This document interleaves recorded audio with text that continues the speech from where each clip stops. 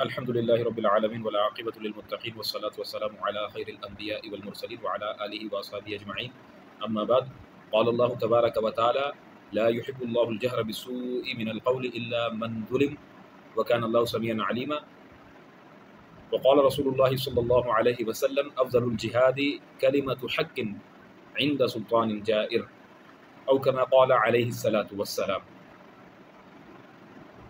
محترم ناظرین کرام، جس حال اور جس وقت میں یہ ویڈیو ریکارڈ کرا رہا ہوں، یہ ایک ایسا لمحہ ہے ہمارے اس ملک عزیز میں کہ ہمیں تردد ہوتا ہے یہ جملہ زبان پر لاتے ہوئے کہ کیا یہ وہی ملک ہے کہ جس کو اسلام کے نام پر بنایا گیا تھا؟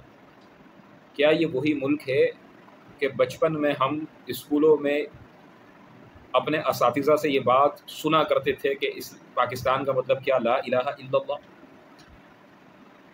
کیا یہ وہی ملک ہے کہ جس ملک کو کلمے کی بنیاد پر بنایا گیا تھا؟ اس وقت اس ملک کے اندر جو حالات چل رہے ہیں، یعنی کہ مساجدوں کو مسمار کرانا اور ایسے بل پاس کرانا کہ جو اسلام کی صریح تعلیمات کے خلاف ہیں، تو میں ڈر رہا ہوں اس وقت اور اس لمحے سے کہ کیا پھر کچھ انہونی ہونے والی ہے اس ملک میں؟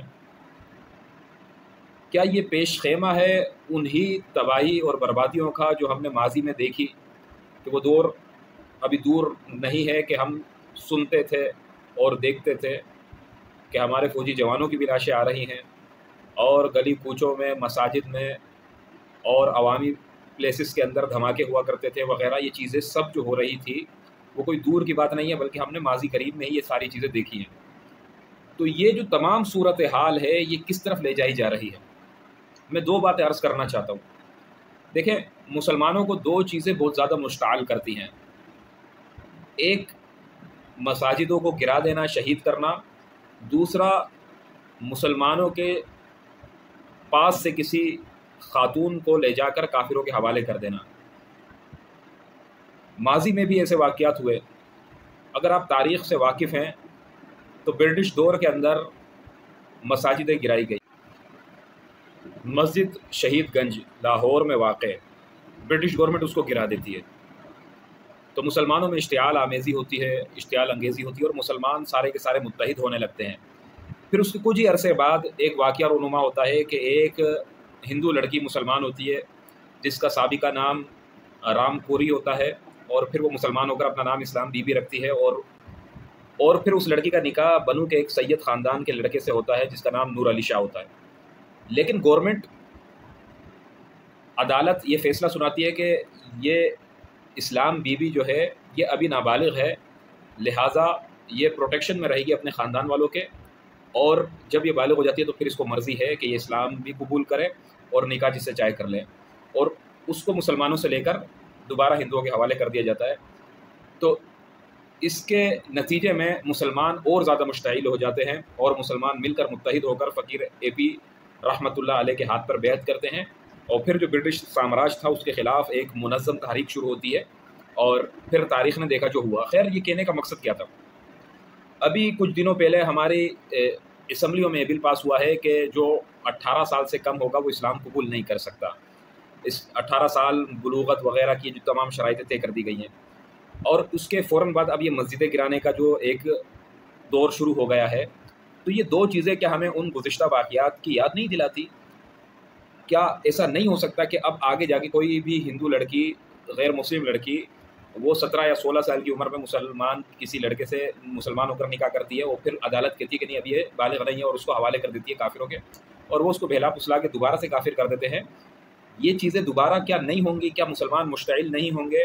اور کیا مسلمان دوبارہ سے مساجد کے نام پر متحد نہیں ہوں گے؟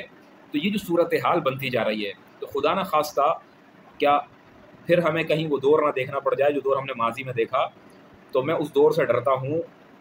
حکمرانوں کو بھی چاہیے اور ہمارے قانون نافذ کرنے والے اداروں کو بھی چاہیے کہ مسلمانوں کے جذباتوں سے نہ کھیلا جائے۔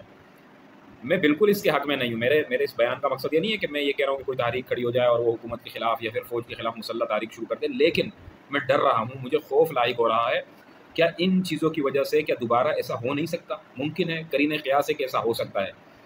تو میں چاہتا ہوں کہ میرا یہ پیغام سب تک پہنچے، ہر بندہ اس کو سنے اور اس پر غور کرے اور اس کو سمجھے کہ یہ مساجد کا گرانا ہمارے لیے نیک فعالی نہیں ہے، یہ ہمارے حق میں، ہمارے ملک کے حق میں اچھا نہیں ہوگا۔ اسلام کے نقطہ نگاہ سے تو یہ چیز بالکل بری ہے، اس کو بالکل اسلام پسند نہیں کرتا، لیکن جو لوگ صرف اور صرف ملک دیکھتے ہیں، ملک کی خیر خواہی کے لیے جد و جہد کرتے ہیں، جن کا اسلام سے لینا دینا ہی نہیں ہے، لبادہ اسلام کا ہے، لیکن ان لوگوں کو میں کہنا چاہتا ہوں کہ وہ لوگ بھی یہ سوچ لیں کہ پھر تم ان لوگوں کو روک نہیں سکو گے جب وہ کھڑے ہو جائیں گے اور وہ جب مشتعل ہو جائیں گے تو آپ بالکل نہیں روک سکو گے۔ اس وقت ملک کے حالات کیا ہیں؟ غربت نے لوگوں کو تنگ کر رکھا ہے، حکومتی جبر نے لوگوں کو تنگ کر کے رکھا ہوا ہے، ہر قسم کے مظالم لوگوں پر اٹھائے جا رہے ہیں، عوام پر اٹھائے جا رہے ہیں۔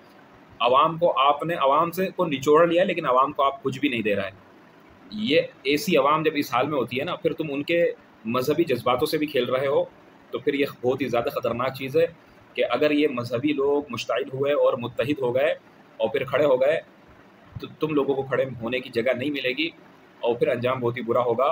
لہٰذا یہ جو ہو رہا ہے ملک کے اندر، اس کو روکا جائے، اس کے سد باب کا کوئی رستہ دیکھا جائے، محض اپنے آقاؤں کی جی حضوری کے اندر آپ اللہ کو اور مسلمانوں کو ناراض نہ کریں۔ وما علینا الا البلاغ المبین۔